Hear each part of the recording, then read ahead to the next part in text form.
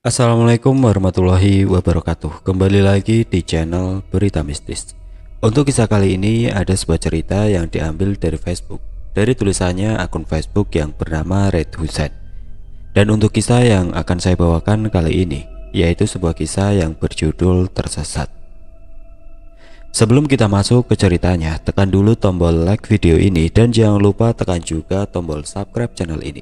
Dan nyalakan juga lonceng notifikasinya agar tidak ketinggalan cerita-cerita baru dari channel ini. Dan bagi teman-teman yang ingin membaca langsung ceritanya, nanti silakan saja kunjungi linknya yang nanti akan saya sertakan di kolom deskripsi.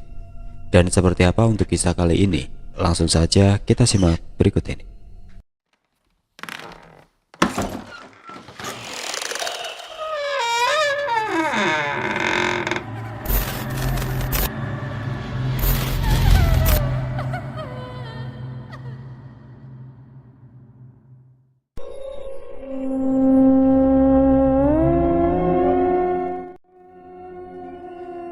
Kali ini saya akan menceritakan tentang hilangnya 5 orang remaja di saat melakukan perburuan. 2 diantaranya ditemukan tewas, sementara ketiga lainnya ditemukan selamat. Apa penyebab mereka hingga tersesat jatuh ke hutan liar? Apa karena memang mereka sengaja disesatkan? Kelima remaja ini sebut saja Agus, Hasan, Ali, Ardi, dan Reza. Pagi-pagi sekali mereka sudah mempersiapkan alat untuk berburu. Rencananya mereka hendak berburu terenggiling.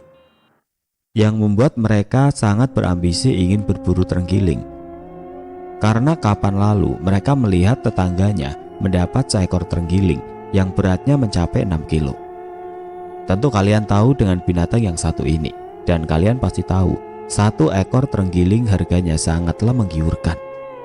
Dulu saya juga pernah berburu terenggiling, menelusuri hutan-hutan liar. Setiap lubang kami periksa, baik itu lubang di pohon ataupun di tanah. Kami berburu karena memang berambisi sekali, ingin mendapatkan seekor terenggiling yang besar. Pada waktu itu per kilo daging terenggiling harganya masih 500 ribuan. Pernah dengar mitos tentang terenggiling? Jika jari tangan kita digigit terenggiling, maka kita akan jadi kaya mendadak. Maka dari itu, setiap kami menemukan lubang, kami berebut memasukkan tangan kami ke dalam lubang tersebut. Tapi sialnya, lubang yang saya masuki adalah lubang ular. Dengan sekejap jari telunjuk saya langsung digigit ular. Seketika saya langsung berteriak dan langsung menarik tangan saya. Untungnya ular yang menggigit tangan saya bukanlah ular berbisa. Walaupun gigitannya cuma sedikit, tapi sakitnya luar biasa. Ya walaupun terkena musibah, orang Indonesia tetap bilang untung. Lanjut ke cerita mereka. Semutnya sudah ada belum? Tanya Agus. Ada nih, jawab salah satu dari mereka. Semut yang sudah mereka persiapkan nantinya akan digunakan untuk menarik perhatian terenggiling. Ayo berangkat, sudah siang nih. Berangkatlah mereka pada saat itu juga, menelusuri jalan setapak dan mulai memasuki area perkebunan warga. Sebelum memasuki hutan liar, mereka menyempatkan diri untuk mencari sarang terenggiling di sekitar perkebunan. Tapi sayangnya, lubang yang sudah ditaburi semut, tidak ada satupun terenggiling yang keluar. Akhirnya mereka semua memutuskan untuk berangkat menuju hutan liar sebelum hari menjelang siang agar pulangnya tidak terlalu sore. Perlu ekstra hati-hati untuk menuju ke hutan. Selain jalannya yang terjal dan curam, mata mereka juga harus selalu awas karena banyak binatang berbisa yang kapan saja bisa menggigit. Kurang lebih 2 jam perjalanan, mereka pun sampai di pertengahan hutan. Sebelum berburu, mereka membuat patok terlebih dahulu. Patok ini digunakan sebagai titik kumpul ketika mereka selesai berburu nanti. Sekarang tah? Tanya Ali.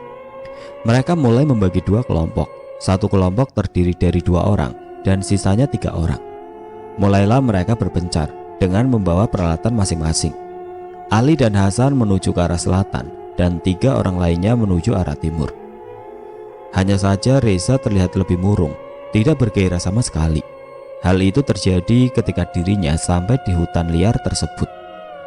Kenapa kamu? Perasaan saya dari tadi kamu murung terus, tidak bersemangat sama sekali, tanya Agus. Tidak tahu saya juga, sepertinya badanku merasa sakit. Sudah, Ayolah kita lanjut, jawab Reza. Kemudian mereka melanjutkan perburuannya kembali. Sudah hampir 1 jam mereka berburu, akan tetapi tidak ada satupun sarang terenggiling yang mereka temukan. Kalau ngumpul begini sepertinya susah. Bagaimana kalau kita berpencar saja? Tapi jangan jauh-jauh, usul Ardi. Mereka berdua menyetujui usul Ardi. Bahkan Reza tampak bersemangat sekali, tidak seperti sebelumnya.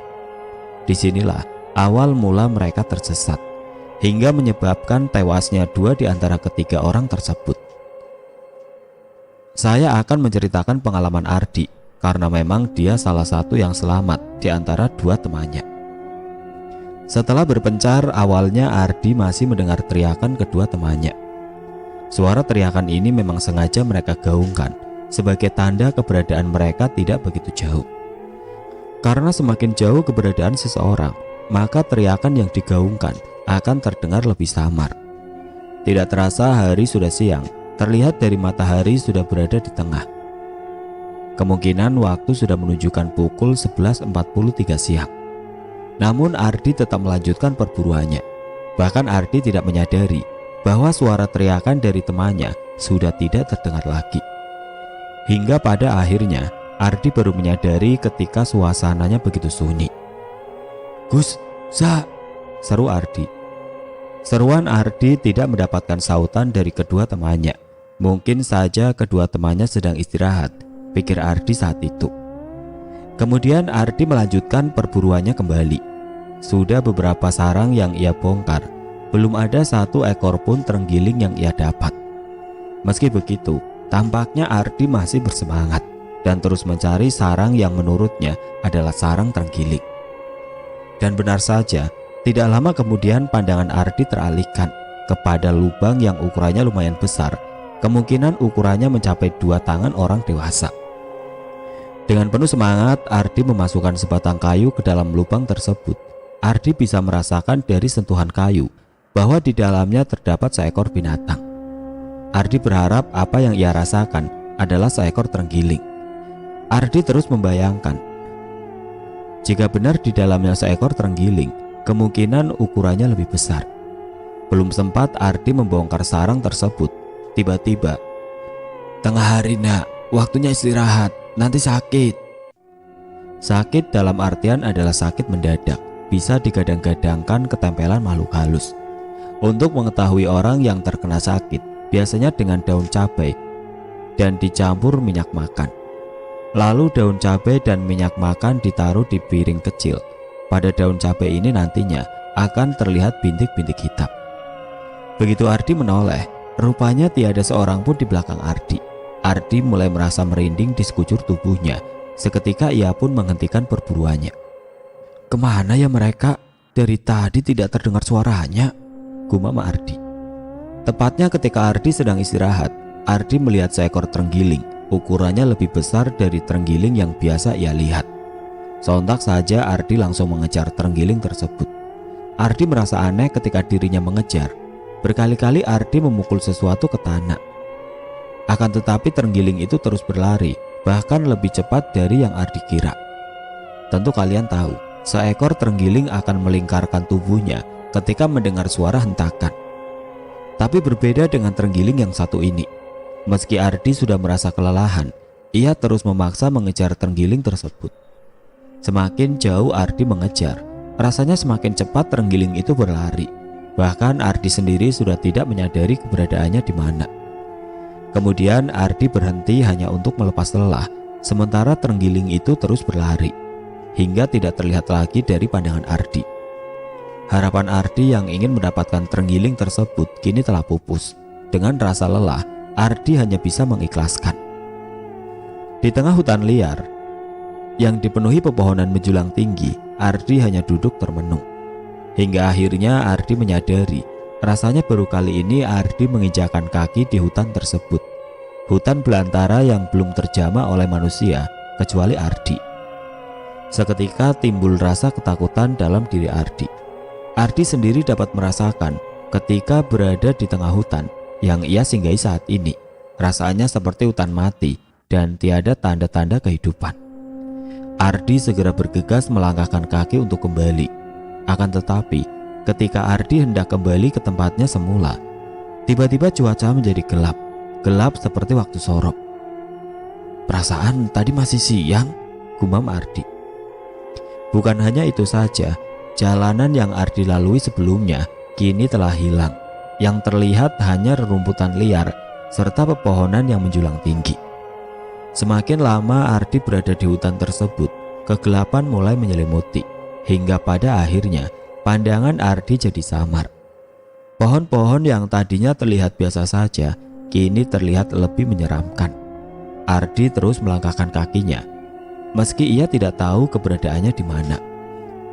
Namun apa yang Ardi alami pada saat itu, rupanya sejauh kaki Ardi melangkah, yang ia lalui hanya jalanan itu saja dan kembali ke tempat yang sama. "Aneh," gumam Ardi. Tidak lama kemudian Ardi dikagetkan oleh seekor burung hantu yang bertengger di dahan pohon. Kedua mata burung hantu tersebut terlihat sangat menyeramkan, apalagi ketika Ardi mendengar suaranya, membuat bulu kuduk Ardi berdiri secara tiba-tiba. Untungnya burung hantu itu langsung melesat terbang dari pandangan Ardi. Di dalam kegelapan, Ardi hanya bisa meraba-raba di setiap batang pohon. Ia tidak tahu lagi harus kemana mencari jalan keluar. Teriak minta tolong rasanya tidak mungkin. Dengan rasa penuh ketakutan, Ardi hanya bisa berharap agar bisa keluar dari hutan ini. Tapi nyatanya, Ardi seketika dikagetkan oleh sosok bayangan yang secara tiba-tiba lewat di hadapannya, yang membuat Ardi semakin merinding ketika ia melihat sekeliling. Rupanya dari balik pohon yang Ardi lihat, terdapat sepasang mata manusia tengah mengintip. "Ampun, jangan mengganggu saya. Saya di sini tidak mengganggu kalian," gumam Ardi. Di antara sepasang mata yang Ardi lihat, masih ada sosok yang lebih menyeramkan. Sosok anak kecil yang hanya memiliki sebagian tubuh, satu kaki, satu tangan, dan sebelah kepala, tengah berdiri menatap Ardi. Perasaan Ardi sudah tidak karuan, jantungnya berdetak tidak normal, rasanya hampir copot. Tapi mau bagaimana lagi? Mau tidak mau Ardi harus menyaksikan pemandangan yang menyeramkan. "Cepat pergi, jangan menampakkan wujud di hadapan saya." Berkali-kali Ardi hanya bergumam, berharap sosok itu hilang dari hadapannya. Di tengah ketakutannya, tiba-tiba tubuh Ardi merasa gatal.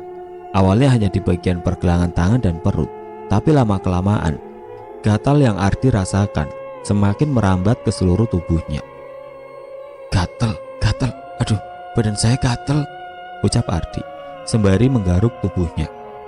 Karena tidak kuat lagi menahan rasa gatal, Ardi semakin kasar menggaruk tubuhnya, sehingga menyebabkan kulitnya sobek dan terselip di antara kuku-kukunya yang tajam. Meski begitu, gatal yang Ardi rasakan tidak juga hilang. Luka di tubuhnya terasa perih akibat terkena keringat yang bercucuran. Sementara itu di lain tempat, Ali dan Hasan yang tengah asik melakukan perburuan, tiba-tiba, "San, jam berapa ini?" tanya Ali sembari mengeruk lubang. "Tadi kita istirahat jam 12 siang, sepertinya sekarang sudah jam 2, jawab Hasan. "Tidak terasa sudah sore ya, udahan yuk. Khawatir mereka nungguin di sana dan juga takut pulangnya kemalaman," ajak Ali. Kemudian mereka berdua menyudahi perburuannya, lalu bergegas menuju tempat mereka berkumpul semula. Begitu mereka sampai, sejenak mereka istirahat terlebih dahulu sambil menunggu ketiga temannya. Lama keduanya menunggu, akan tetapi ketiga temannya tidak juga sampai. Langit sudah terlihat gelap, pertanda waktu sorop akan segera tiba. "San, gimana ini? Sudah sore, kenapa mereka belum sampai juga ya?" tanya Ali. Hasan sendiri tidak mengetahui. Sejak tadi dirinya bersama Ali selalu mengikuti Ali dari belakang. "Cariin yuk, takut hilang," ajak Hasan. Berangkatlah mereka saat itu juga mencari keberadaan ketiga temannya. "Jangan berpisah ya, dan juga jangan mengikuti saya dari belakang. Kita jalan sejajar saja," ucap Ali sekaligus mengingatkan Hasan agar tidak jauh darinya. Sudah menjelang malam keduanya mencari, akan tetapi jejak ketiga temannya tidak juga ditemukan. Sementara kegelapan mulai menyelimuti dan hutan liar pun mulai menunjukkan kengeriannya. "Gila, mereka kemana sih? perut saya sudah lapar pengen makan, gumam Hasan. Tidak jauh dari mereka, Ali melihat ada seseorang. Terlihat dari perawakannya, sepertinya ia sudah sepuh. San, lihat ke depan deh, siapa itu? Tanya Ali. Enggak tahu Li, masa sih di tengah hutan begini ada orang? Jawab Hasan. Keduanya tampak dibuat bingung. Jika orang itu adalah salah satu teman mereka, rasanya tidak mungkin. Karena penasaran, perlahan mereka mulai mendekat untuk memastikan siapa yang mereka lihat. Semakin mereka mendekat, orang yang ada di hadapannya malah semakin menjauh. Padahal orang itu tidak bergerak sama sekali, hanya berdiam diri di tempatnya. Aduh Li, bulu kuduk saya merinding nih. Hasan sudah mulai ketakutan. Deru nafasnya semakin memburu. Gelapnya malam yang hanya terkena sedikit cahaya bulan membuat penglihatan mereka jadi samar. Keduanya hanya bisa berpegangan tangan agar tidak terpisah satu sama lain. Nyari apa nak? Sudah malam, kenapa belum pulang? Sontak keduanya terhenyak kaget. Begitu menoleh, rupanya orang yang mereka lihat tadi sudah berada di belakang mereka. Tatapan orang itu begitu dingin. Dari raut wajahnya terlihat lebih menyeramkan, tidak seperti apa yang mereka kira. Hasan yang dari tadi sudah ketakutan, ia hanya bersembunyi di belakang Ali. Maaf kek, kakak melihat teman kami tidak?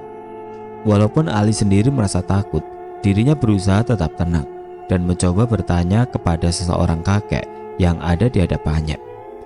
Hanya saja kakek itu tidak menjawab pertanyaan Ali. Ia hanya menggelengkan kepala sambil menunjuk ke arah hutan paling ujung di bagian timur. Kemudian kakek itu melangkah pergi tanpa mengucapkan sepatah kata pun. Setelah berada tidak jauh dari mereka, lalu kakek tersebut berhenti dan menoleh kembali. Ali yang seolah-olah tahu maksudnya, ia pun mengajak Hasan untuk mengikutinya. Hanya saja Hasan menolak ajakan Ali. Ia meminta Ali untuk pergi keluar dari hutan ini. San, dengerin saya.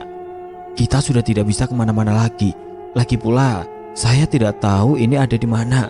Jalan satu-satunya, kita harus mengikuti orang tadi. Jelas Ali. Ali melirik ke arah kakek itu. Rupanya dia masih berdiri menunggu Ali dan Hasan. Sudah yuk, kita ditungguin tuh. Ali segera menarik tangan Hasan, menghampiri kakek yang sedari tadi menunggunya. Setelah keduanya lebih dekat dengan kakek, lalu kakek itu berjalan kembali. Dalam perjalanannya, tidak ada seorang pun yang berbicara. Semuanya terdiam, yang terdengar hanya suara langkah kaki mereka. Kita mau dibawa kemana, Li? Bisik Hasan. Ali hanya memberi kode kepada Hasan agar tidak banyak tanya. Hasan yang sudah tidak sanggup lagi berjalan, ia memutuskan untuk berhenti dan tidak mau lagi mengikuti kakek yang tidak dikenalnya. Sudah Li, sudah. Saya menunggu di sini saja. Capek saya ngikutin, tapi tidak tahu tujuannya. Hasan berhenti di salah satu pohon. Keringat dingin mulai bercucuran di seluruh tubuhnya.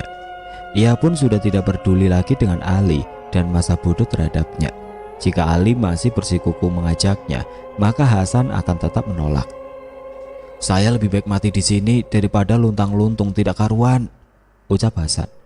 Mendengar ucapan Hasan, Ali merasa tidak tega jika harus meninggalkannya sendirian.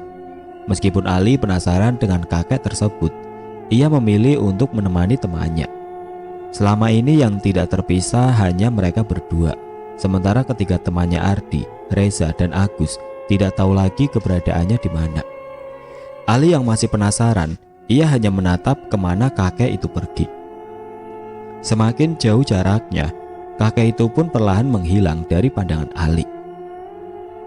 Sementara itu Hasan wajahnya semakin pucat menahan lapar.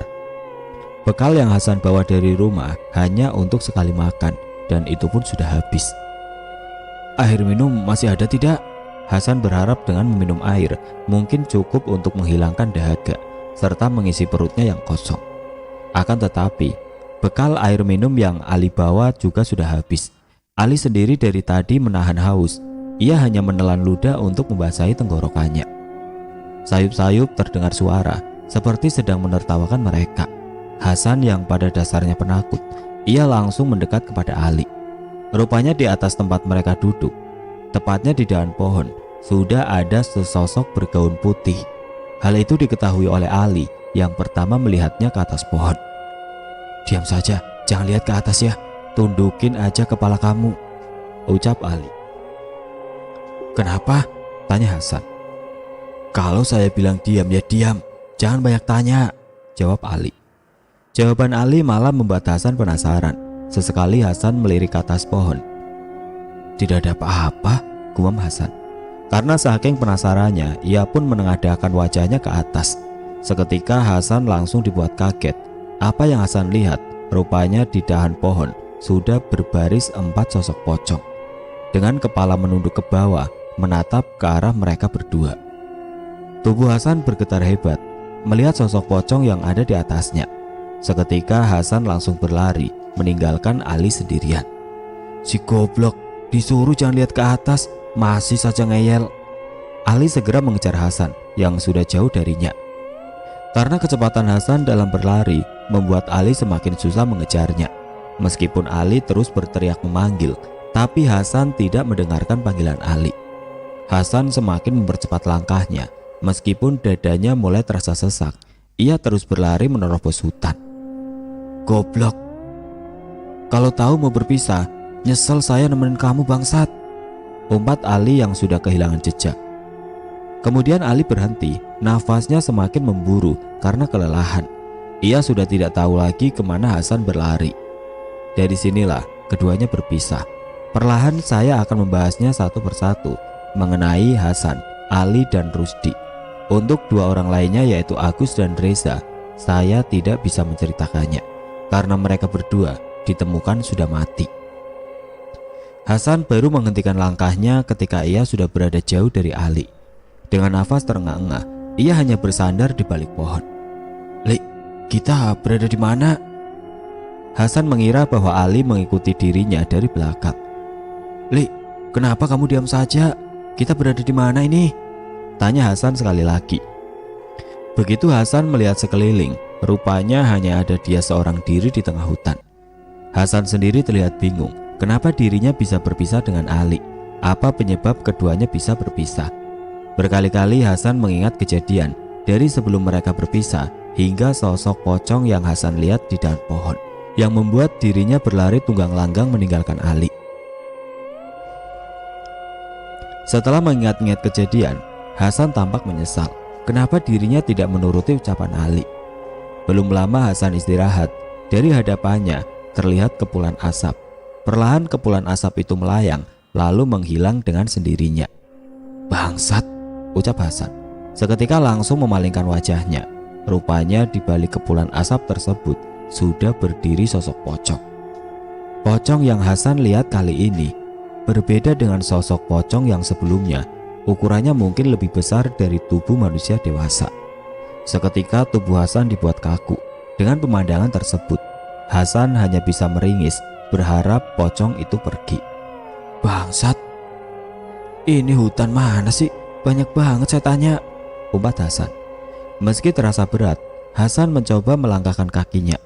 Ia tidak memikirkan kemana dirinya harus pergi. Yang jelas, ia harus segera meninggalkan tempat tersebut. Malam yang Hasan lewati terasa sangat lama. Tidak henti-hentinya Hasan mengumpat, memaki-maki dirinya sendiri. "Coy, Hasan goblok, mau ngapain ikut-ikutan berburu segala?" Dari kejauhan tempatnya di atas bukit, Hasan melihat ada cahaya dari lampu minyak. Dengan perasaan lega, Hasan berniat hendak menghampirinya. Karena ia mengira di atas bukit ada seseorang yang bisa dijadikan teman ngobrol nantinya. Meski tertati-tati, Hasan mencoba mendaki bukit. Selangkah demi selangkah ia memijahkan kakinya, mencari pijakan yang tepat agar tidak terpeleset. Tidak lama kemudian Hasan sampai di atas bukit. Meski tenaganya sudah terkuras habis, sejenak ia istirahat untuk menghela nafas, lalu berjalan kembali menuju cahaya yang ia lihat dari bawah tadi.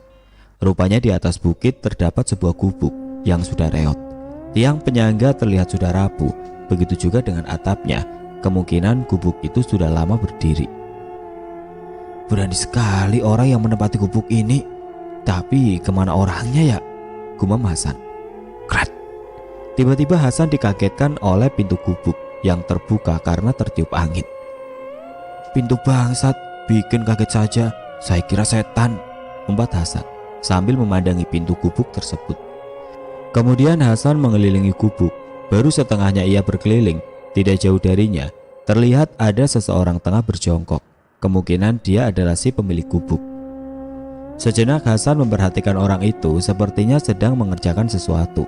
Entah itu sedang memotong kayu atau hanya sekedar menghirup udara segar di malam hari. Tanpa pikir panjang, Hasan segera menghampiri orang tersebut, berniat ingin mengajaknya mengobrol. Ketika Hasan sudah berada di belakangnya, ia pun menyapa orang itu. "Permisi, perkenalkan saya Hasan. Mohon maaf, saya ingin bertanya." Sapa Hasan sekaligus memperkenalkan namanya. Akan tetapi, sapaan Hasan tidak digubris olehnya. Orang itu hanya berdiam diri tanpa menoleh sedikit pun ke arah Hasan. "Punten," ucap Hasan sekali lagi. Namun sama saja, orang itu seolah-olah tidak mendengar suara Hasan. "Budek mungkin telinganya," gumam Hasan.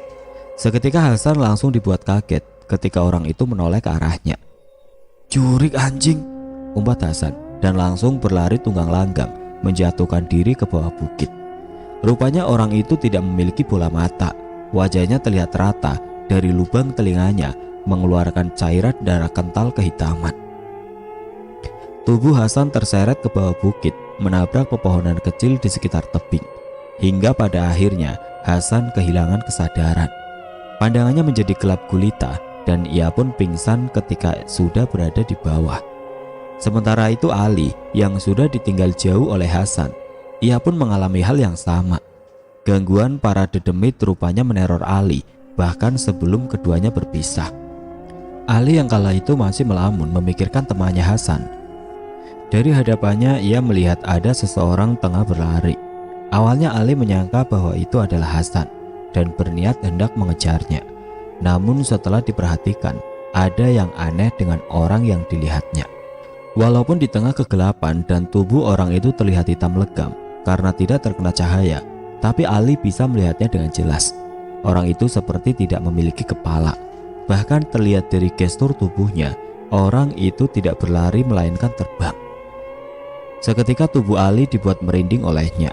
Ali hanya bisa menundukkan kepala, berharap orang itu tidak menghampirinya. Tidak lama setelah itu Ali dikagetkan oleh suara yang memanggilnya. Namun panggilan itu hanya terdengar satu kali. Setelahnya tidak terdengar lagi, bahkan terasa lebih sunyi dari sebelumnya. "Oi!" Ali berteriak sekencang mungkin untuk menghilangkan kesunyian.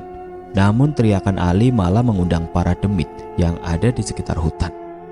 Mula-mula Ali dikagetkan oleh sebatang pohon yang bergerak sendiri. Ali mengira pergerakan dari pohon tersebut disebabkan karena tertiup angin. Tapi semakin lama diperhatikan, semakin mengundang rasa penasaran. Dengan langkah mengendap-endap, Ali mendekat ke arah pohon tersebut. Dari kejauhan Ali sudah bisa melihat di bawah pohon tersebut ada sosok yang tengah berdiri membelakanginya. Tingginya mungkin hampir sama dengan tubuh Ali. "Hasan, masa iya Hasan?" gumam Ali. Ali terus mendekat ke arah sosok yang dilihatnya. Belum sempat Ali berhadapan-hadapan, tiba-tiba kepala dari sosok tersebut terjatuh dengan sendirinya. Seketika Ali langsung terdiam. Pemandangan yang ada di hadapannya telah membuat seluruh tubuh Ali mati rasa. Satu hal yang membuat Ali ketakutan ketika ia melihat sosok itu mengambil kepalanya sendiri, lalu berjalan sambil menenteng kepala. Ali hanya terkulai lemas ketika sosok itu sudah berada jauh darinya. Baru saja Ali duduk dan baru beberapa nafas yang ia hembuskan. Tiba-tiba tangan Ali menyentuh sesuatu yang terasa kenyal. Begitu Ali menoleh, lagi-lagi Ali dikagetkan oleh pemandangan menyeramkan, yaitu sebelah tubuh manusia berada tepat di samping Ali. Beberapa onggok daging serta usus sudah terburai ke tanah. Kaki Ali langsung gemetar, rasanya sudah tidak sanggup lagi untuk berlari. Ali hanya bisa pasrah menunggu waktu pagi tiba. Sepanjang malam Ali duduk di tempat itu. Kemungkinan waktu sudah menunjukkan pukul 03.15. Ali masih belum beranjak dari tempat duduknya. Tiba-tiba Ali mencium bau wangi, seperti wangi pandan tapi di mana ada tumbuhan pandan di hutan ini. Sejak tadi Ali tidak menemukannya. Entah kenapa setiap ada sesuatu yang mengganggunya selalu saja membuat penasaran. Seperti halnya yang dirasakan Ali saat ini. Wangi semerbak yang menusuk hidung telah menuntun Ali untuk mencarinya. Tanpa sadar Ali sudah melangkah lebih jauh dari tempat ia duduk sebelumnya. Ali terus mengikuti dari mana asal wangi pandan tersebut. Hingga pada akhirnya Ali berhenti seketika. Di hadapan Ali terdapat hamparan luas seperti tanah lapang. Ali sendiri dibuat bingung. Padahal tidak ada tanah lapang di sekitar hutan ini. Yang ada hanya gunung-gunung menjulang tinggi disertai dengan pepohonan rimbun. Kejadian aneh yang dialami Ali sungguh sangat di luar nalar. Timbul keinginan Ali untuk memasuki tanah lapang tersebut. Namun di lain sisi, Ali juga merasa ragu jika ia memasuki tanah lapang yang ada di hadapannya. Kemungkinan ia tidak bisa kembali lagi. Belum sempat Ali membayangkan lebih jauh, tiba-tiba dari arah belakang ada seseorang yang menegurnya. "Jangan melamun, apa yang dilihat oleh mata hanya sekedar tipu daya." Sontak Ali langsung terperajat. Begitu ia menoleh, rupanya sudah ada seseorang tengah berdiri. Raut wajahnya begitu pucat sehingga membuat Ali merinding dibuatnya. Ali kembali melihat ke arah tanah lapang tersebut dan keanehan pun terjadi. Apa yang diucapkan orang itu benar adanya. Hamparan luas yang Ali lihat sebelumnya berubah menjadi hutan yang sangat menyeramkan, layaknya hutan mati. Ali sudah tidak bisa berpikir jernih lagi. Otaknya terasa blank ketika Ali hendak menanyakan, namun orang yang bersamanya tadi sudah tidak ada, hilang begitu saja. "Laki-laki setan yang bertemu dengan saya. Anjing," umpat Ali. Entah demit atau bukan yang menegurnya tadi, yang jelas Ali merasa beruntung telah diingatkan. Sambil berjalan yang entah kemana tujuannya, tidak henti-hentinya Ali mengumpat. Malam yang Ali lewatkan serasa sangat lama, sama seperti yang dirasakan oleh Hasan. Rasanya pagi tidak akan pernah tiba jika sudah berada di hutan ini. Lapar yang Ali tahan selama ini kini sudah tidak terasa lagi. Yang ada pikiran Ali saat ini adalah bagaimana caranya dia bisa pulang. Walaupun hanya seorang diri, ia sudah tidak peduli lagi dengan nasib teman-temannya. Hingga akhirnya dari ufuk timur Ali melihat cahaya yang kemerah-merahan, cahaya dari matahari yang mulai terbit. "Dari tadi saya menunggu, keringat sudah sampai ke pantat. Kamu baru nongol," ucap Ali dengan kesalnya. Maksud ucapan Ali di atas yaitu dirinya merasa kesal terhadap matahari yang baru terbit. Kemudian Ali beristirahat kembali, menunggu matahari terbit dengan seutuhnya. Jika matahari sudah terlihat utuh, Ali berniat untuk mencari jalan pulang. Selang beberapa waktu, kemungkinan jam 8 pagi, dengan segera Ali beranjak. Meski badannya terasa capek dan pegal, Ali tetap memaksakan pergi dan mencari jalan keluar dari hutan ini. Sebelum Ali melangkah, Ali sempat kebingungan kemana jalan yang akan dilewatinya. Tanpa pikir panjang, Ali memilih jalan ke arah timur. Dari arah timur inilah Ali menemukan kedua temannya, yaitu Hasan dan Ardi, dan jaraknya pun berjauhan. Tapi sebelum saya mengarah ke situ, sedikit saya akan menulis sesuatu hal yang dialami oleh Ardi. Ardi yang kala itu masih merasa gatal di sekujur tubuhnya.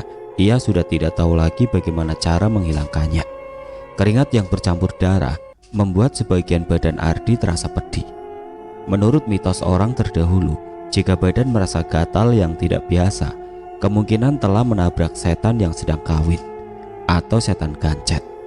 Apalagi jika berada di hutan liar seperti yang Ardi alami saat ini. Tapi balik lagi ke kepercayaan masing-masing bahwa itu hanya sekedar mitos. Keanehan pun terjadi. Ardi merasakan tidak ada tanda-tanda pagi menjelang, padahal waktu yang ia lewati sudah sangat lama. Ardi hanya mengira-ngira waktu.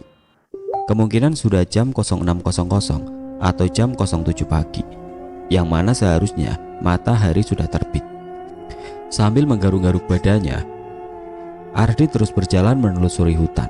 Kegelapan yang menyelimuti sekeliling rasanya sudah tidak lagi membuat Ardi takut. Namun secara tiba-tiba, kepala Ardi terasa pusing. Mungkin karena kehabisan tenaga atau karena kurangnya cairan di dalam tubuh. sehingga membuat Ardi jatuh pingsan, tepat di antara dua batang pohon. Waktu sudah menunjukkan pukul 11 siang. Ali yang masih mencari jalan pulang, dari kejauhan ia melihat sebagian kaki manusia, sementara tubuhnya yang lain tertutup rerumputan. Ali sempat dibuat merinding, tapi setelah diperhatikan, sepertinya Ali mengenal celana yang dipakainya. "San!" Dengan nafas terengah-engah Ali berlari mendekat. Setelah berada di dekatnya, Ali langsung menarik kaki tersebut. Ternyata itu adalah Hasan yang sudah tidak sadarkan diri. Sebagian tubuhnya luka-luka akibat terkena benturan. "San, bangun, ini saya Ali," ucap Ali sambil menepuk wajahnya. "Ada di mana ini, Li? Saya pengen cepat pulang ke rumah," ucap Hasan setelah dirinya sadar. Kemudian Ali mengangkat tubuh Hasan membantunya berdiri dan menuntun Hasan berjalan. "Kamu semalam kemana? Lari sudah seperti setan," tanya Ali.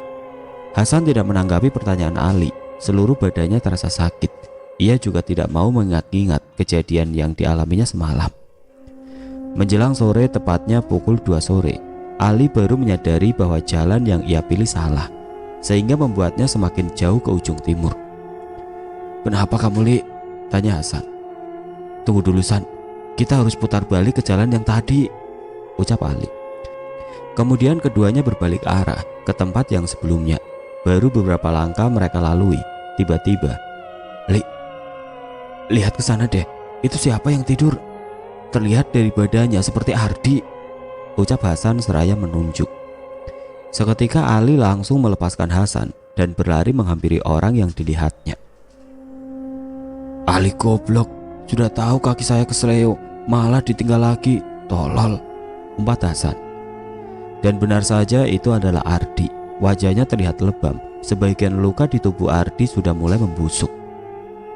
"Tuh kan, kata saya juga Ardi. Kenapa dilihatin saja, bukannya cepet dibangunin," ucap Hasan ketika sudah berada di belakang Ali. "Ini juga lagi bangunin goblok, gak lihat tak kamu," ucap Ali. Berkali-kali Ali membangunkan Ardi, namun Ardi tidak juga bangun. Karena hari sudah semakin sore, lalu keduanya menggendong Ardi secara bergantian menuju arah jalan pulang. Tepat menjelang maghrib, keduanya baru sampai di titik kumpul, sebatang kayu yang mereka tancapkan sebelum berburu. "Sepertinya ini, Li, patok yang kemarin," ucap Hasan seraya menunjuk. "Iya, saya juga tahu. Untung saja belum kemalaman," ucap Ali yang kemudian menurunkan Ardi lalu membangunkannya kembali. "Ardi, bangun, kita sudah sampai nih." Secara perlahan kedua mata Ardi terbuka. Setelah ia sadar dengan sepenuhnya, kemudian Ali dan Hasan menuntunnya berjalan pulang. Baru setengah perjalanan yang mereka lalui, tiba-tiba badan Ardi terasa gatal kembali. Bahkan luka di badannya pun terasa gatal. Sepanjang perjalanan Ardi hanya menggaruk-garuk sambil mempercepat langkah kakinya. "Ayo cepetan jalannya. Badan saya sudah tidak kuat gatal-gatal," ucap Ardi. Tepat jam 19.45 malam, mereka baru sampai di perkebunan warga. Ketiganya terus berjalan tanpa berhenti agar segera sampai di rumah masing-masing. Kalian, itu banyak sekali yang mengikuti kalian. Dari mana kalian jam segini baru pulang?" Sontak ketiganya terhenyak kaget ketika mendengar suara seseorang dari arah samping. Ternyata dia adalah Pak Jainuddin, biasa dipanggil Pak Jet, yang baru saja pulang dari kebunnya. Ia baru selesai memasang jebakan untuk babi hutan, karena memang di perkebunan banyak sekali babi berkeliaran. Kak, ini kami baru pulang berburu," ucap Ali. "Itu setan yang dari mana saja mengikuti kalian. Ayo ikut saya, mandi dulu kalian," ucap Pak Jet. Lalu mereka mengikuti Pak Jet. Sesampainya di pinggiran sungai, ketiganya langsung menjeburkan diri. Dan seketika itu juga, gatal yang terasa di badan Ardi perlahan menghilang. Selesai mandi, kemudian Pak Jet mengantar mereka pulang. Akan tetapi, di antara ketiganya tidak ada yang menceritakan kedua temannya yang belum ditemukan. Nanti saya akan ceritakan mengenai Reza dan Agus setelah Ali, Ardi, dan Hasan sampai di rumah atau di kampung. "Orang tua kalian nyariin terus dari kemarin. Kemana anak saya? Kemana anak saya?" ucap Pak Jet. Ketiganya hanya diam. Mereka tampak khawatir jika kedua orang tua Agus dan Reza menanyakan anaknya, apalagi jika kedua orang tuanya mengetahui bahwa Agus dan Reza menghilang di saat berburu. Tidak lama kemudian sampailah di perkampungan. Pak Jet lalu mengantar mereka ke rumahnya masing-masing. Orang tua Ali yang kala itu menunggu di depan rumah ketika melihat anaknya pulang, ia pun langsung memarahinya tanpa ampun. Sama halnya dengan kedua temannya, mereka juga dimarahi orang tuanya masing-masing. Namun yang lebih menyakitkan adalah Ardi. Selain dimarahi, ia juga tidak diperbolehkan tidur di dalam rumah. Hingga menjelang pagi, tepatnya jam 3 dini hari, orang tua Ardi merasa kasihan melihat anaknya duduk di luar sendirian. "Cepat kesini masuk nih, orang tua khawatir dari kemarin nungguin kamu," ucap orang tua Ardi. Keesokan paginya, tepatnya jam 9, orang tua Reza dan Agus menanyakan keberadaan anaknya kepada Ardi. Namun di pagi itu Ardi masih terlelap, dan orang tua Ardi menyuruh keduanya untuk menanyakan kepada Ali. Karena terdengar kabar Ali juga sudah pulang. Berangkatlah keduanya menuju rumah Ali. Sesampainya di sana, tanpa basa-basi lagi langsung menanyakan anaknya. Rasanya tidak ada pilihan lain bagi Ali, mencari alasan pun rasanya percuma. Ia harus menceritakan kejadian yang sesungguhnya. Ali pun menjelaskan kepada orang tua Agus dan Reza bahwa anaknya belum diketahui keberadaannya. Soalnya waktu berburu, mereka semua berpisah. Walaupun Ali menceritakannya secara perlahan agar tidak menimbulkan kekhawatiran berlebih, namun yang namanya orang tua, apalagi mendengar kabar bahwa anaknya hilang, hal itu jelas membuat keduanya shock. Untungnya tidak sampai pingsan. "Kamu kenapa sih malah ninggalin? Kalau sudah tahu berpisah, kenapa nggak dicari terlebih dahulu? Terus gimana itu anak saya? Kamu mau tanggung jawab?" ucap orang tua Agus. Ali sendiri merasa bingung untuk menjelaskannya. Bukan maksud Ali tidak ingin mencari, apalagi berniat meninggalkan.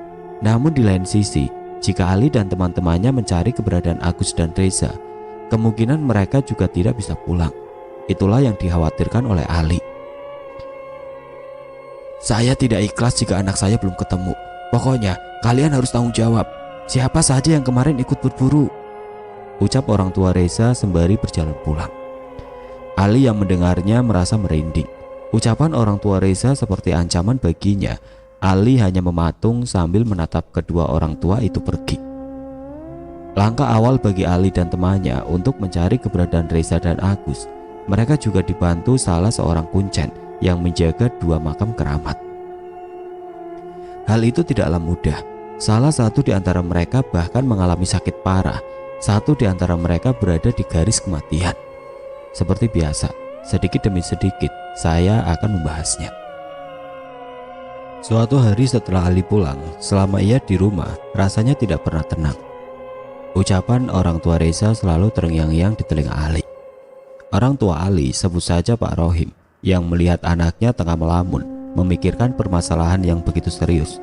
Sepertinya ia harus ikut campur. Pak Rohim tidak mau jika permasalahan ini sampai berlarut-larut. Mau bagaimanapun juga, seorang anak adalah tanggung jawab orang tua, baik itu dalam keadaan benar ataupun salah. "Nak, kesini, ayah mau nanya," panggil Pak Rohim. Ali segera menghampiri ayahnya yang tengah duduk. "Ada apa ya?" tanya Ali. "Kemarin ayah bertemu dengan ayahnya Agus. Lama ayah bercerita dengannya. Dengar-dengar katanya Agus belum pulang. Benar begitu, Nak?" tanya Pak Rohim. Bagai tersambar petir ketika Ali mendengar pertanyaan ayahnya.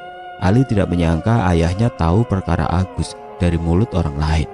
Pantas saja dari tadi ayahnya selalu memperhatikan dirinya yang tengah melamun. Dengan gugup Ali menjawab pertanyaan ayahnya. Ia pun menceritakan perkara kejadian yang menimpa Agus. Bukan hanya Agus saja, melainkan dirinya serta ketiga temannya yang lain termasuk Reza. "Saya tidak tahu kalau seperti ini kejadiannya. Saya menyesal ngajak mereka," ucap Ali. Setelah tahu akar permasalahannya, Pak Rohim sendiri merasa geram mendengarnya. Mau marah, tapi rasanya percuma. "Kamu ini coba-coba buat keributan sama orang. Ayah yang malu, Nak, bukan kamu," ucap Pak Rohim. Lalu Pak Rohim pergi meninggalkan Ali. Ia hendak menemui Mbak Buyut. seorang kuncen yang menjaga 2 makam keramat. Untuk nama yang tertulis di makam tidak perlu saya sebutkan ya, walaupun saya tahu namanya, tapi saya tidak tahu asal-usulnya. Yang jelas, makam itu sampai sekarang masih ada dan masih terjaga. Pak Rohim berniat meminta bantuan kepada Mbah Buyut dan berharap Mbah Buyut bersedia membantunya untuk mencari keberadaan Agus dan Reza. Setelah menceritakan maksud dan tujuannya, Pak Rohim hanya duduk-duduk menunggu jawaban Mbah Buyut. Kemudian Mbah Buyut menghitung jari jemarinya, lalu, "Sudah mati. Mereka berdua sudah mati," ucap Mbah Buyut. "Terus bagaimana ini, Mbah?" tanya Pak Rohim. "Nanti malam harus kembali lagi ke hutan. Kita meminta agar mereka dikembalikan," jawab Mbah Buyut. Maksud dari ucapan agar mereka dikembalikan, artinya sampai saat ini jasad Agus dan Reza masih disembunyikan oleh penghuni hutan tersebut. Setelah pertemuannya dengan Mbah Buyut, kemudian Pak Rohim menemui orang tua Agus dan Reza. Ia hendak membicarakan mengenai anak-anak mereka yang sudah meninggal. Pak Rohim hanya bisa berharap agar keduanya bisa menahan amarah dan mengikhlaskan kepergian anaknya. Kebetulan sekali dari kejauhan Pak Rohim melihat kedua orang tua tengah mengobrol di salah satu teras rumah. Tidak perlu bolak-balik bagi Pak Rohim untuk menemui mereka di rumahnya masing-masing. "Assalamualaikum," ucap Pak Rohim.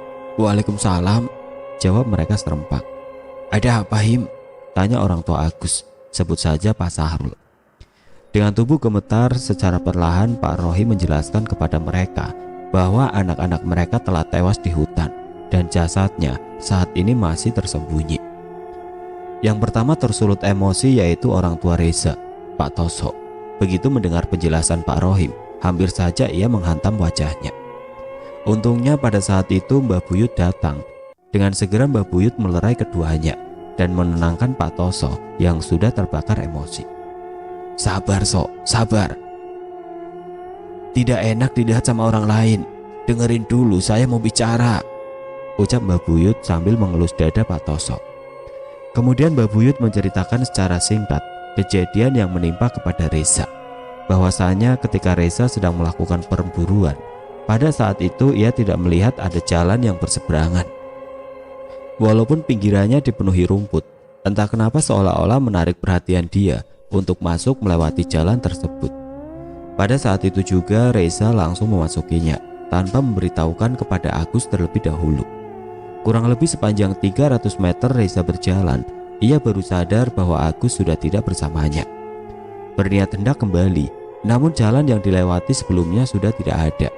Hanya ada pepohonan besar disertai rumput liar di sekelilingnya dan gunung-gunung yang menjulang tinggi. Padahal waktu masih siang, entah kenapa penglihatan Reza seperti dibutakan. Berkali-kali mencari jalan keluar, namun ia hanya berkeliling di situ-situ saja. Sama seperti yang dialami oleh Ardi. "Yang terlihat oleh saya seperti itu kejadiannya. Jadi tidak semua salah anaknya Rohim. Anaknya Rohim kan pulangnya bertiga," ucap Mbah Buyut. "Sudah, nanti malam kamu ikut saya. Semoga saja anak kamu ketemu. Yang penting, kamu harus bisa mengikhlaskan," lanjut Mbah Buyut. Menjelang pertengahan malam, tepatnya jam 20.45, sekitar 7 orang termasuk Mbah Buyut, dengan bercahayakan dari obor, berangkatlah mereka menuju hutan, tempat Ali dan teman-temannya berburu. Sesampainya di hutan, Mbah Buyut memerintahkan mereka berduduk bersila sambil memejamkan kedua matanya. Sebilah keris yang Mbah Buyut bawa ditancapkannya di atas tanah. Lalu Mbah Buyut merapalkan beberapa mantra yang dapat mengundang leluhur. Ritual pun mulai dilaksanakan. Di saat sedang melaksanakan ritual dan sebagian mantra sudah dirapalkan oleh Mbah Buyut, tiba-tiba perut Ardi terasa mulas. Rasanya ia sudah tidak tahan lagi buang air besar. Karena sudah tidak tahan lagi, berasa sudah di ujung. Dengan terpaksa Ardi mendekat ke arah Mbah Buyut dan berbisik di telinganya. "Punten Mbah, saya sudah tidak kuat pengen berak." Mbah Buyut hanya menganggukkan kepala sambil berbisik. "Jangan jauh-jauh dan jangan lupa cebok," jawab Mbah Buyut. Ardi langsung berlari mencari tempat pembuangan. Disinilah Ardi mengalami hal-hal aneh hingga menyebabkan dirinya sakit. Seperti biasa, bahas perlahan saja. Setelah menemukan tempat yang cocok, Ardi langsung melepas celananya dan jongkok membuang isi dalam perutnya. Baru beberapa menit Ardi jongkok, pandangannya tertuju pada sosok yang berdiri tidak jauh dari dirinya. Setelah diperhatikan, rasanya Ardi mengenali sosok tersebut. Terlihat dari perawakannya, itu adalah Hasan. "San, ngapain kamu di situ? Nemenin saya berak ya?" tanya Ardi. Namun sosok yang ada di hadapan Ardi tidak menanggapinya. Ia hanya berdiri membelakangi Ardi, seolah-olah menunggu Ardi yang sedang buang hajat. "Ayo San, sudah saya beraknya nih," ajak Ardi sambil berjalan terlebih dahulu melewati sosok tersebut. Tanpa Ardi sadari, rupanya sosok yang bersamanya tidak mengikutinya. Hingga sampai di pertengahan jalan, tiba-tiba pergelangan tangan Ardi ada yang megang. Ardi menyangka bahwa itu adalah Hasan yang bersamanya tadi menunggu dirinya berak. "Diam itu tangan, sudah seperti pacar saja pengen pegangan segala," ucap Ardi. Begitu Ardi sampai, seketika ia langsung dibuat bingung ketika melihat Hasan tengah melakukan ritual bersama dengan yang lainnya. Ardi hanya celingak-celinguk menoleh kanan kiri dan belakang. Rupanya tidak ada siapapun.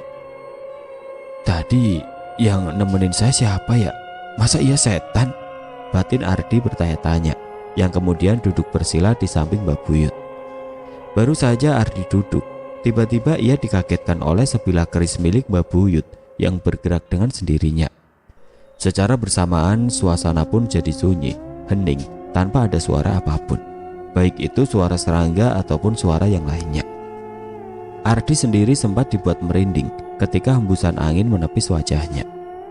Tidak lama kemudian ritual pun selesai. Mbah Buyut mengajak semuanya agar mengikutinya dari belakang. "Ikuti saya dari belakang. Ingat, kita sedang berada di hutan. Jangan sekali-kali menoleh ke belakang. Dan jangan menyahut. Apa saja yang terlihat, jangan takut dan jangan berlari," ucap Mbah Buyut.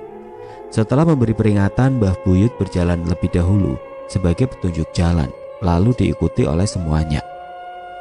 Mbah Buyut di posisi pertama, Ali di posisi kedua, Pak Imron di posisi ketiga, Hasan di posisi keempat, Pak Sahrul di posisi kelima, Ardi pun di posisi keenam, dan Pak Toso di posisi terakhir.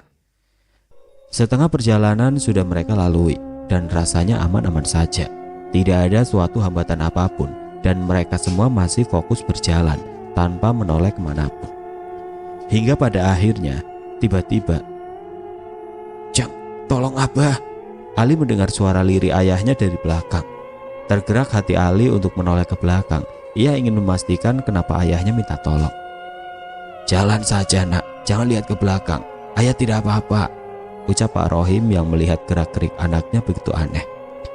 Rupanya keanehan itu tidak dirasakan oleh Ali saja, melainkan semuanya. Semua merasakan keanehan yang berbeda-beda. Salah satunya adalah Pak Toso. Pak Toso merasakan hal yang sama. Dari belakang seperti ada yang memanggil dirinya. Bukan hanya sekali, melainkan berkali-kali. Bahkan ada yang memegangi tangannya. Tapi Pak Toso tidak tergoda sedikit pun, karena posisi dia paling belakang, sementara yang lainnya berada di depan. Namun berbeda dengan Ardi. Ardi yang berada di posisi keenam, ia melihat orang yang ada di depannya. Kakinya tidak menginjak tanah, bahkan tubuhnya terlihat lebih tinggi dari sebelumnya. Hampir setinggi pohon yang ada di sekeliling Ardi. Untungnya Ardi masih bisa menahan diri, walaupun sebenarnya ia ingin sekali berlari. Ardi tahu bahwa itu semua hanya penglihatan dirinya saja, seperti yang sudah diucapkan oleh Mbak Buyut. Ardi terus melanjutkan perjalanannya bersama dengan yang lainnya. Pandangannya fokus menunduk ke bawah, tidak lagi melihat ke depan. Namun ada hal lain yang membuat Ardi penasaran. Ardi tidak mendengar suara langkah Pak Toso yang berada tepat di belakangnya.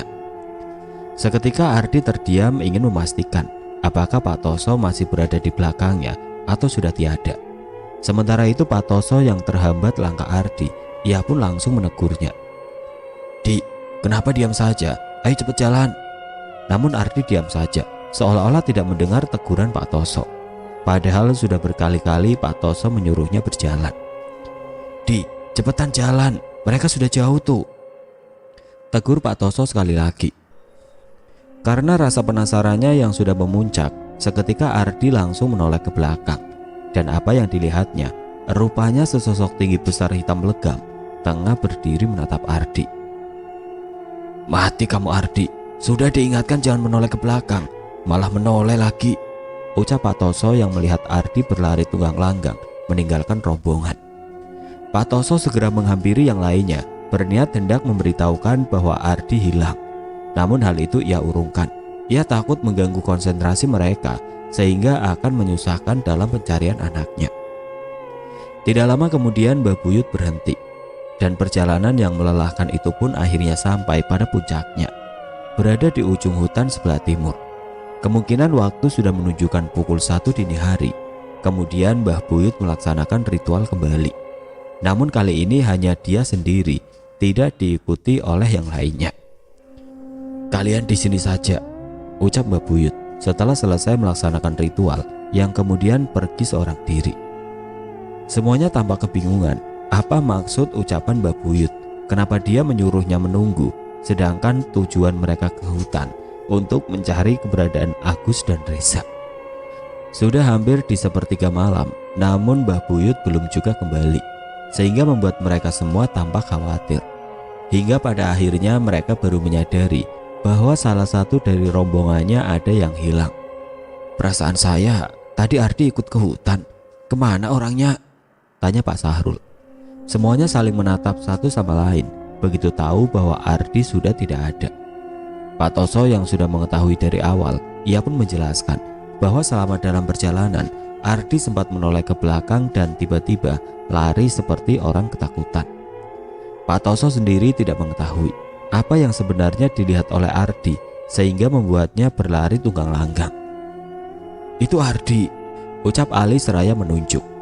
Pandangan mereka langsung tertuju pada sosok Ardi yang tiba-tiba muncul di hadapan mereka. "Dik, dari mana saja kamu?"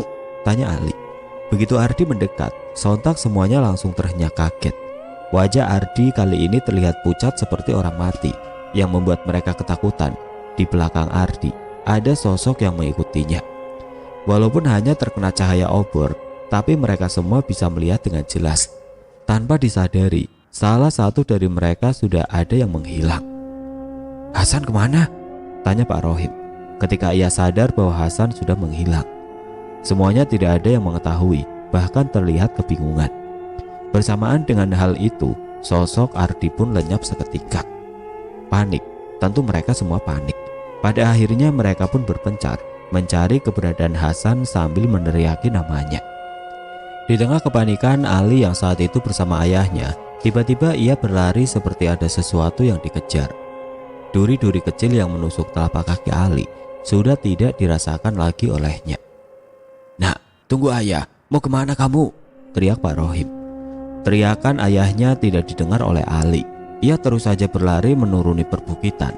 Hingga sampai di tepi bukit, Ali baru berhenti. Dari balik pohon, Ali melihat seseorang tengah berdiri. Terlihat dari gerak tubuhnya seperti orang ketakutan. Perlahan Ali mendekat ke arahnya. Semakin dekat Ali bisa merasakan. Terdengar hembusan nafasnya yang semakin memburu dan seluruh tubuhnya gemetar. Bahwa orang itu benar-benar menahan ketakutan.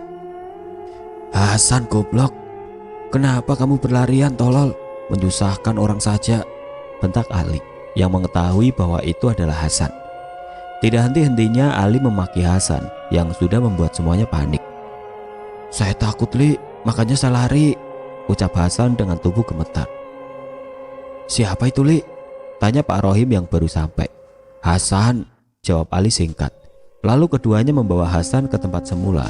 Baru beberapa langkah mereka berjalan, tiba-tiba Ali dikagetkan oleh sosok Reza yang berdiri tidak jauh dari hadapannya. Tidak ada perubahan dalam diri Reza. Semuanya terlihat normal, bahkan tubuhnya terlihat lebih kuat. "Reza, dari mana saja kamu? Saya sama orang tuamu nyariin kamu sampai ke malam ini. Ayo ikut saya pulang," ajak Ali. Reza tidak langsung menanggapi ajakan Ali. Dirinya masih terdiam mematung, pandangannya lurus ke depan, tidak sekalipun matanya mengedip. Tiba-tiba, "Li, ikut saya yuk, kita berburu lagi. Saya sudah punya tempat buat berburu. Kita berburu berdua saja." Reza mengajak Ali untuk berburu kembali dengannya. Enggak lah Za, sudah malam, lebih baik kita pulang saja. Ayo ikut saya, orang tuamu sudah menunggu. Tolak Ali dan mengajak Reza agar ikut dengannya. Pak Rohim yang tidak melihat siapapun dirinya merasa aneh ketika mendengar anaknya yang tiba-tiba berbicara sendiri. Yang membuat Pak Rohim penasaran ketika mendengar nama Reza disebut-sebut oleh anaknya. Hasan yang saat itu berada di samping Pak Rohim, rupanya dia juga merasakan hal yang sama. Sama-sama tidak bisa melihat siapa lawan bicara Ali. Ali, kamu bicara sama siapa? Tanya Hasan penasaran. Reza masih hidup, jawab Ali. Akan tetapi begitu Ali menoleh ke arah Reza, ia pun dibuat bingung. Apa yang dilihatnya kali ini hanyalah pepohonan rimbun. Tidak ada siapapun di hadapannya. Untungnya Pak Rohim segera menarik tangan Ali, membawanya ke tempat mereka beristirahat. Berbeda yang dialami oleh Pak Toso dan Pak Sahrul. Ketika mereka sedang mencari keberadaan Hasan, pada saat itu jarak keduanya agak berjauhan, tidak berjalan beriringan. Tiba-tiba, kesak, bruk. Pak Toso dikagetkan oleh suara yang terjatuh dari pohon. Rul, ada yang jatuh, dengar tidak? Teriak Pak Toso. Namun rupanya Pak Sahrul tidak mendengar teriakan darinya. Pak Sahrul masih sibuk mencari keberadaan Hasan. Karena penasaran, Pak Toso memberanikan diri menelusuri perbukitan dan mencari sumber suara yang entah dari mana arahnya. Setiap pepohonan sudah Pak Toso periksa, tapi tidak ditemukan apapun. Berniat hendak kembali menghampiri Pak Sahrul, lagi-lagi Pak Toso dikagetkan oleh suara yang terjatuh. Begitu Pak Toso menoleh, tidak jauh dari hadapannya ia melihat sebatang pohon kelapa berdiri tegak menjulang tinggi. Sejak kapan ada pohon kelapa di sini? Perasaan saya tadi tidak ada, batin Pak Toso. Meski terasa aneh, tapi Pak Toso menyangka buah kelapa itu yang mungkin saja terjatuh. Lalu Pak Toso mendekat ke arah kelapa tersebut. Dan benar saja, dari akarnya terlihat buah kelapa sudah tergeletak. Setelah mengambil buah kelapa tersebut, kemudian Pak Toso kembali menghampiri Pak Sahrul. Sesampainya di sana, keduanya berdebat mempermasalahkan buah kelapa yang Pak Toso bawa. Apa itu yang dibawa? Tanya Pak Sahrul. Buah kelapa yang tadi jatuh. Masa iya kamu gak mendengar? Jawab Pak Toso sembari memperlihatkan buah kelapanya. Buah kelapa dari mana Toso? Itu yang dibawa sama kamu setan, ucap Pak Sahrul. Pak Sahrul melihat apa yang dibawa Pak Toso adalah kepala. Sementara Pak Toso, ia mengira bahwa yang dibawanya adalah kelapa. Keduanya tetap bersikuku dan tidak ada yang mau mengalah. Plak. Tamparan keras mendarat di pipi Pak Toso. Seketika Pak Toso langsung terperajat dan ternyata benar bahwa yang dibawanya adalah kepala. Walaupun kepala itu memiliki wajah, tapi tidak memiliki hidung, hanya memiliki mulut yang menganga lebar dan dua bola mata yang melotot keluar. Sudah jelek, ketawa lagi kamu, coy. Setelah meludahi, Pak Toso langsung melempar kepala tersebut ke bawah bukit. Gimana, enak gak tamparan saya? Tanya Pak Sahrul. Tidak lama kemudian dari kejauhan, mereka melihat ada 3 orang yang mendekat ke arahnya. Rupanya itu adalah Pak Rohim, Hasan, dan Ali. Itu si Hasan, ketemu di mana itu anak? Tanya Pak Sahrul. Di ujung tebing, berlarian tidak karuan seperti anak kecil, jawab Pak Rohim.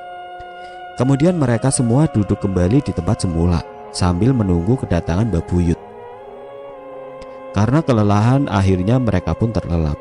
Hanya sisa satu yang masih terjaga, yaitu Ali. Ali tidak merasa kelelahan, bahkan matanya tidak merasa kantuk sedikit pun.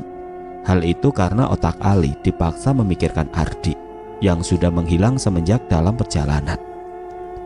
Hingga akhirnya Ali baru menyadari sebelum Hasan menghilang, Ardi sempat menampakkan diri di hadapannya, bahkan semua orang melihatnya.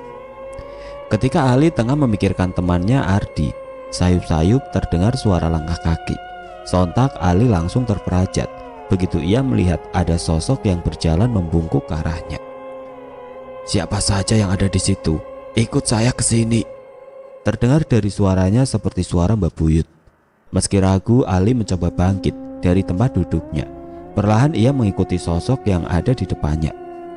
Walaupun mereka tidak berhadapan-hadapan, tapi Ali bisa menebak Terlihat dari perawakannya yang memang benar, dia adalah Mbah Buyut. "Mau kemana kita, Mbah?"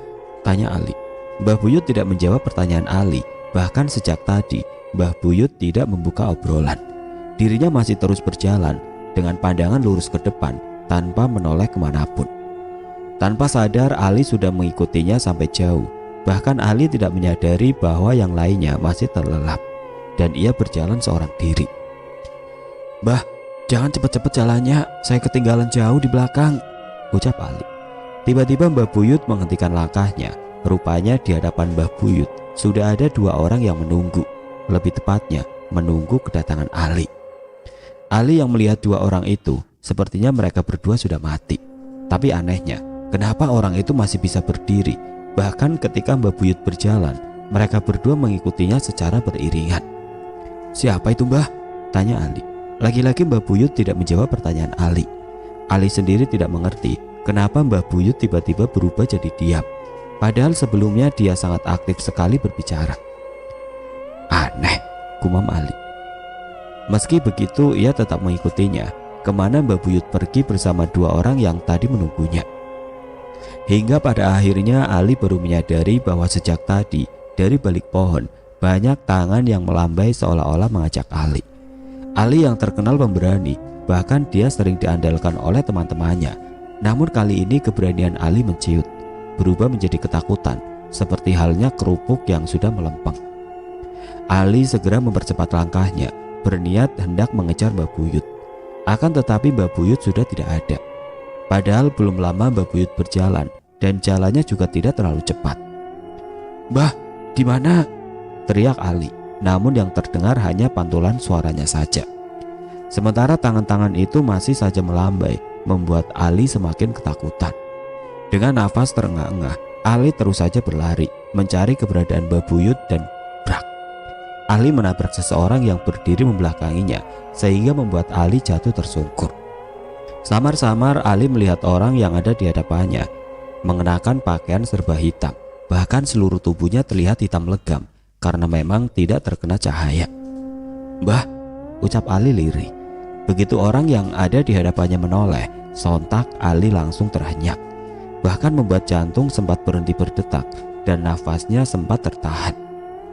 Rupanya orang yang ada di hadapan Ali bukanlah Mbah Buyut, melainkan Dedemit dengan wajah yang sudah busuk, penuh belatung. Ali hanya terperangah melihatnya. Ia mencoba mengatur nafasnya agar kembali normal. Dalam keadaan capek habis berlarian, lalu dikagetkan dengan sosok yang menyeramkan. Bagaimana sih rasanya? Mungkin bakal pingsan kali ya. Nah, seperti itulah yang Ali rasakan. Namun hal lain pun terjadi. Ketika Ali melihat lebih jauh ke depan, ternyata Dedemit yang ada di hadapannya tidak sendiri. Di belakang Demit tersebut masih banyak sosok lain yang tengah mengintai. Badan Ali benar-benar sudah mati rasa dan susah untuk digerakkan. Rasa ketakutannya kali ini sudah memuncak. Seketika pandangan Ali jadi gelap. Kepalanya serasa pusing hingga akhirnya ia pun tidak sadarkan diri. Ketika Ali bangun, ternyata dia sudah ada di rumah. Meski begitu Ali masih terlihat bingung. Sementara Pak Rohim yang melihat anaknya sudah sadarkan diri, ia pun merasa senang. Mbah Buyut, Ali sudah sadar," teriak Pak Rohim. Ternyata selama 1 minggu Ali tidak sadarkan diri.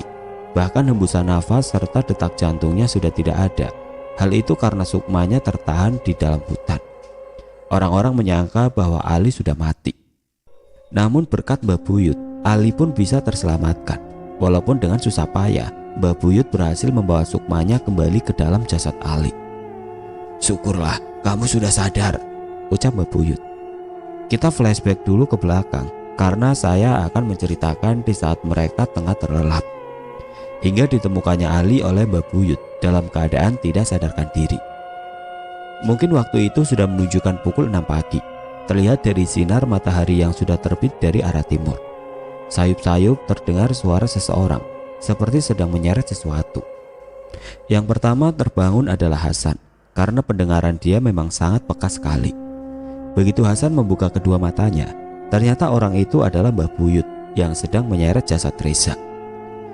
Berniat hendak membangunkan yang lain, tiba-tiba Hasan dikagetkan oleh jasad Agus yang sudah berada di sampingnya. wajah Agus terlihat menghitam. Sebagian dadanya sudah bengkak. Mungkin akan terjadinya proses pembusukan karena sudah beberapa hari belum ditemukan. Namun berbeda dengan jasad Reza, sebagian tubuh Reza sudah tidak ada. Dari bagian pinggang sampai ke ujung kaki, banyak yang menyimpulkan bahwa Reza diterkam binatang buas. Karena sebelumnya ada seorang wanita atau ibu rumah tangga ditemukan hanya sebelah badan saja. Boleh ya, saya mengulas sedikit tentang si wanita yang ditemukan tewas secara tragis. Awalnya di sepertiga malam mungkin saja si wanita ini kebelet pengen buang hajat. Waktu itu penduduk masih belum ramai dan rumahnya berjauhan. Tanpa izin pada suaminya, ia pun keluar dengan bercahayakan obor. Kurang lebih 1 kilometer ia berjalan menuju hutan belakang rumahnya. Tidak lama kemudian suaminya menyadari bahwa istrinya sudah tidak ada di sampingnya. Sang suami menyangka bahwa istrinya berada di dapur. Tanpa memeriksa, ia pun kembali tidur. Hingga keesokan paginya, istrinya belum juga kembali ke rumah. Dengan segera sang suami meminta bantuan warga untuk mencari keberadaan istrinya. Singkat cerita, sudah 2 hari pencarian namun istrinya belum ditemukan. Jelang sore di hari ketiga, tiba-tiba ada seseorang berlari sambil berteriak, "Ada mayat, ada mayat!"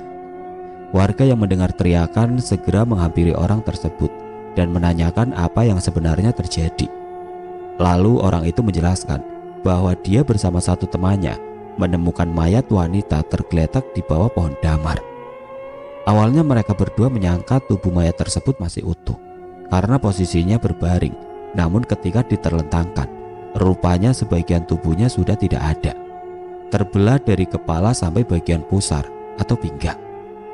Meski hari sudah menjelang malam, warga berbondong-bondong pergi ke hutan.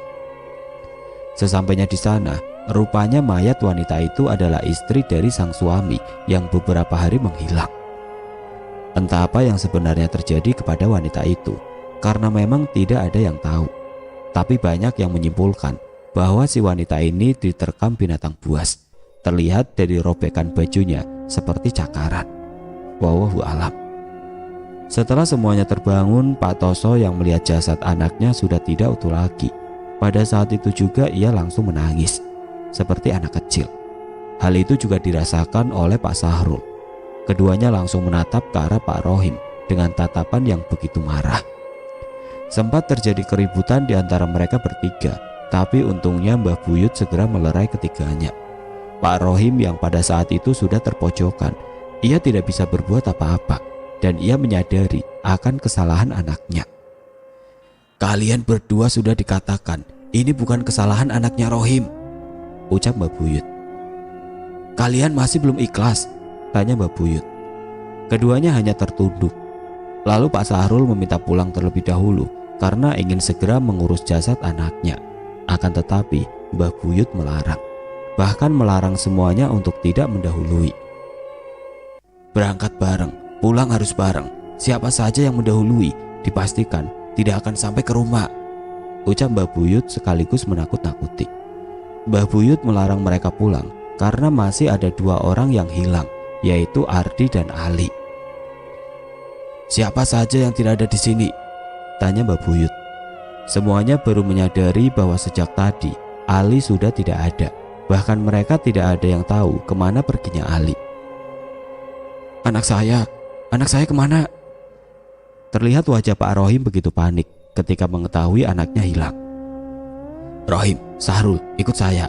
Kalian berdua di sini saja," ucap Mbah Buyut yang kemudian melangkah pergi, lalu diikuti oleh Pak Rohim dan Pak Sahrul. Pak Toso dan Hasan yang ditugaskan menunggu jasad Agus dan Reza, keduanya hanya terdiam. Tidak ada salah satu di antara mereka membuka obrolan. Sementara itu jasad Agus dan Reza yang sudah dikerubungi lalat terlihat sangat menjijikan. Cairan busuk yang keluar dari pinggang Reza membuat keduanya tidak kuat ingin muntah. Memang sudah seharusnya kedua jasad tersebut dikebumikan, tapi mau bagaimana lagi?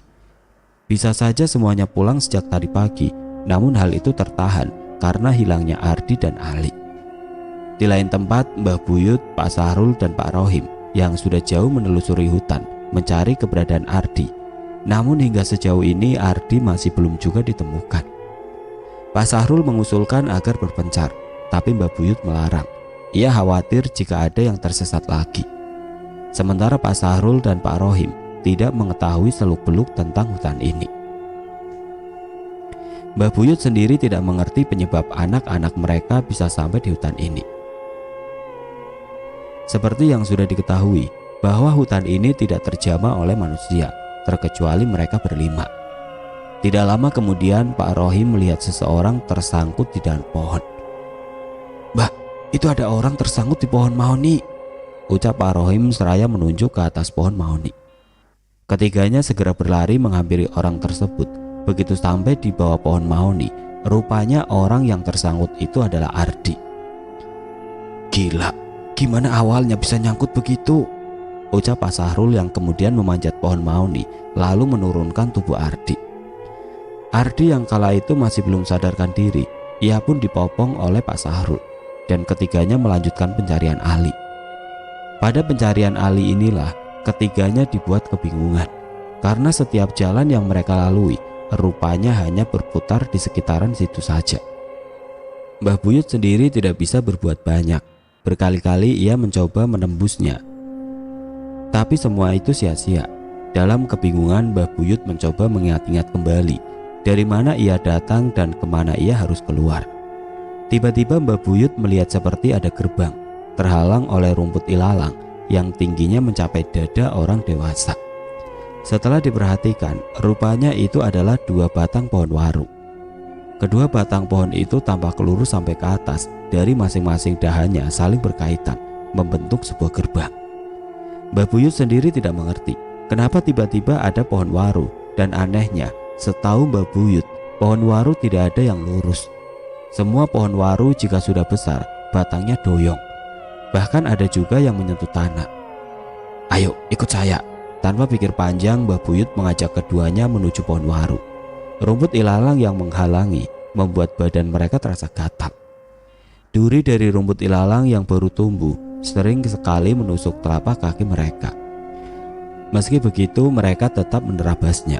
Dan anehnya lagi, begitu mereka sampai di pohon waru, rupanya hanya Mbah Buyut sendiri yang bisa melihatnya.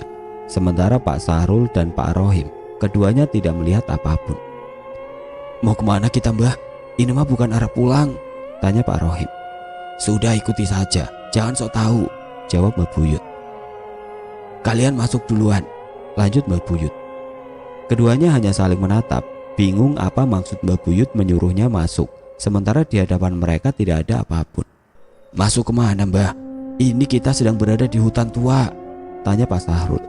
Mbah Buyut sendiri merasa aneh, kenapa hanya dirinya yang bisa melihat. Tanpa berucap lagi, ia pun langsung memasuki sela di antara 2 batang pohon waru. Pak Rohim dan Pak Sahrul yang terlihat kebingungan, keduanya mengikuti Mbah Buyut, meski tidak tahu kemana Mbah Buyut akan membawanya. Keajaiban pun terjadi.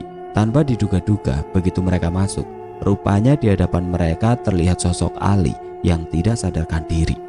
Padahal sebelumnya di hadapan mereka yang terlihat hanya hutan belantara, tiada apapun. "Anak saya itu," ucap Pak Rohim secara tiba-tiba. "Saya juga tahu itu anak kamu. Ngomong-ngomong, saya berat nih dari tadi bawa si Ardi," ucap Pak Sahrul. "Iya ya, saya lupa. Ternyata dari tadi kamu bawa si Ardi. Ya sudah, dibawa saja sama kamu. Saya bawa anak saya." Meski dalam keadaan genting, mereka berdua masih bisa bercanda dengan ucapannya. Kemudian Mbah Buyut memeriksa tubuh Ali. Dari detak jantung, urat nadi, serta nafasnya sudah tidak lagi berhembus. Kemungkinan Ali pada saat itu sudah mati. Namun setelah diterawang lebih jauh, Mbah Buyut bisa melihat sukma Ali dibawa oleh sosok jin, bahkan menjadi rebutan jin penghuni hutan.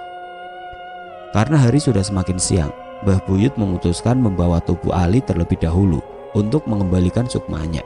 Mbah Buyut sendiri yang akan melakukannya tanpa melibatkan siapapun. Satu hal yang membuat mereka heran, begitu mencari jalan keluar dan hendak kembali ke tempat semula, terasa sangat mudah tanpa ada hambatan apapun. Namun di lain sisi, tanpa mereka sadari, waktu berlalu begitu cepat. Ketika mereka sampai di tempat Pak Toso dan Hasan, rupanya hari sudah menjelang sore, bahkan sudah mendekati waktu sorop. "Ayo balik," ucap Mbah Buyut membangunkan mereka yang tengah tertidur. Melihat matahari yang mulai terbenam, Saat itu juga mereka segera bergegas, selangkah demi selangkah menyusuri hutan. Tepat jam 22.23 mereka baru sampai di desa. Isak tangis dari keluarga mulai terdengar, terlebih-lebih Pak Toso dan Pak Sahrul. Meski selama di tengah hutan masih bisa menahan, namun sesampainya di rumah, tangisan keduanya melebihi tangisan perempuan. Tanpa menunda waktu lagi, malam itu juga jenazah Agus dan Reza pun dimakamkan guna mencegah bau busuk yang mulai tercium. "Terus Ardi dan Hasan gimana?" tanya Ali yang masih berbaring di atas ranjang. "Hasan ada di rumahnya, Ardi sakit, tapi sekarang sudah agak mendingan," jawab Mbak Buyut.